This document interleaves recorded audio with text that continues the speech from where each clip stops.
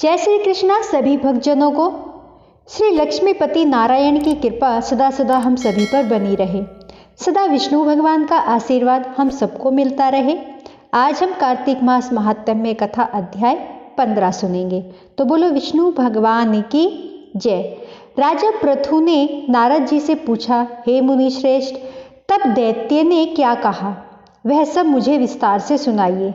नारद जी बोले, मेरे वहां से चले जाने के बाद जलंधर ने अपने राहु नामक दूत को बुलाकर आज्ञा दी कि कैलाश पर एक जटाधारी शंभु योगी रहता है, उससे उसकी सुंदर स्त्री को मांग लाओ। तब दूत शिव के स्थान में पहुंचा, परंतु नंदी ने उसे भीतर सभा में जाने से रोक दिया, किंतु वह अपनी उग्रता से शिव की सभा में चला ही गया और प्रभु शिव के आगे बैठकर दैत्यराज का संदेश कह सुनाया। उस दूत के मुख से ऐसा कहते ही भगवान शूलपानी के आगे पृथ्वी फोड़कर एक भयंकर शब्द वाला पुरुष प्रकट हो गया, जिसका सिंह के समान मुख था। वह नरसिंह ही राहु को खाने चला। राहु बड़े जोर से भागा, परंतु उस पुरुष ने उसे पकड़ लिया। उसने शिव जी की शरण ले ली और अपनी रक्षा के लिए क्षमा याचना करने लगा। शिव जी ने उस पुरुष से राहु को छोड़ देने को कहा, परंतु उसने कहा, मुझे बड़ी जोर की भूख लगी है, मैं क्या खाऊं। महेश्वर ने कहा, यदि तुझे भूख लगी है तो शीघ्र ही अपने हाथ और पैरों का मांस भक्षण कर ले। और उसने वैसा ही किया। अब केवल उसका सिर शेष मात्र रह गया। तब उसका ऐसा कार्य देखकर शिवजी उससे प्रसन्न हो गए और उसको अपना आज्ञापालक जानकर अपना परम प्रिय गण बना लिया। उस दिन से वह शिवजी के द्वार पर स्वीकृति मुख नामक गण से रहने लगा। तो बोलो जय श्री कृष्णा। आज हमारा 15वां अध्याय यहीं पर समाप्त होता है। अब हम कार्तिक मास कथा सुनेंगे। किसी गांव में एक बुढ़िया रहती थी और उसका एक बेटा व बहू भी साथ में रहते थे। कार्तिक का महीना आया तो बुढ़िया ने बेटे से कहा कि वह कार्तिक स्नान के लिए जाएगी और 1 महीना वहीं रहेगी।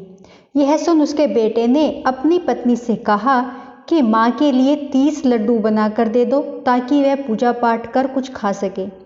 बहू ने गुस्से में आकर 30 लड्डू बनाकर दे दिए। बुढ़िया नदी किनारे कार्तिक स्नान को गई और वही एक किनारे पर झोपड़ी बनाकर रहने लगी।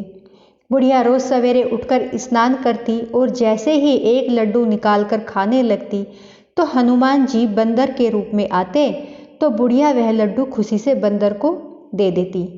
इस तरह से कार्तिक का पूरा महीना बीत गया और सभी 30 लड्डू हनुमान जी बंदर के रूप में खा गए। कार्तिक का महीना समाप्त होने पर बुढ़िया वापस जाने लगी तो हनुमान जी प्रकट हो गए। उन्होंने बुढ़िया की उस कुटिया की जगह एक आलीशान महल बनवा दिया।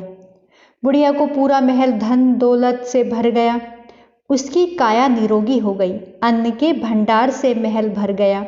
इतना सब होने पर वह धूमधाम से अपने बेटे के पास गई। बुढ़िया को इतना धनी देखकर उसकी बहू ने मन में कहा कि अगले कार्तिक में मैं भी अपनी माँ को कार्तिक स्नान के लिए भेजूंगी।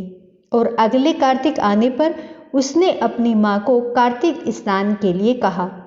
पूरे 30 लड्डू घी व बहुत सा मेवा डालकर अपनी माँ के लिए बना दिए। माँ कार्तिक स्नान के लिए गई और जैसे ही सुबह सवेरे नहाकर लड्डू खाने लगती तो हनुमान जी बंदर का रूप धारण करके सामने बैठ जाते, तो वह पत्थर मारकर उन्हें भगा देती और कहती कि इससे मेरा पेट ही नहीं भरा तो तुम्हें कैसे दूं। उसका रोज का यही क्रम 30 दिन तक चलता रहा। कार्तिक का महीना समाप्त हुआ तो हनुमान जी फिर से प्रकट हुए और उन्होंने बहू की माँ की कुटिया को कूड़े कचरे में बदल दिया और माँ को डूकर बना दिया। कार्तिक महीना समाप्त होने पर बहू ने अपने पति को कहा कि कार्तिक का महीना खत्म हो गया है, आप मेरी माँ को गाजे बाजे के साथ लेकर आओ। लड़का अपनी सास को गाजे बाजे के साथ लेने गया तो वहाँ देखता कि कुटिया की जगह कूड़े का ढेर लगा है और उस पर उसकी सास डूकर बनकर बैठी है। लड़के को देख हनुमान जी प्रकट हुए और बोले कि बेटा, तुम्हारी माँ ने सच्चे मन से कार्तिक का स्नान किया है और पूजा पाठ किया है, इसलिए ही तुम्हारी माँ पर कार्तिक देवता का आशीर्वाद बरसा था। लेकिन तुम्हारी सास ने पापी मन से यह कार्य किया है और कार्तिक महीने में बेटी के घर का अन्न खाया है, इसलिए कार्तिक देवता इससे नाराज हुए, जिससे यह डुक्कर बन गई। हे कार्तिक देवता, जैसे आप लड़के की माँ पर बरसे वैसे ही आप सभी पर बरसना। कहानी कहते सुनते हुंकारा भरते सब पर अपनी कृपा करना, और जैसे लड़के की सास पर बिगड़े वैसे किसी पर ना बिगड़ना। बोलो जय श्री कृष्णा। तो दोस्तों, आज हमारी वीडियो यहीं पर समाप्त होती है। मेरी कथा और मेरी वीडियो आपको अच्छी लगी हो तो प्लीज़ दोस्तों लाइक, सब्सक्राइब, शेयर जरूर करें। जय श्री कृष्णा।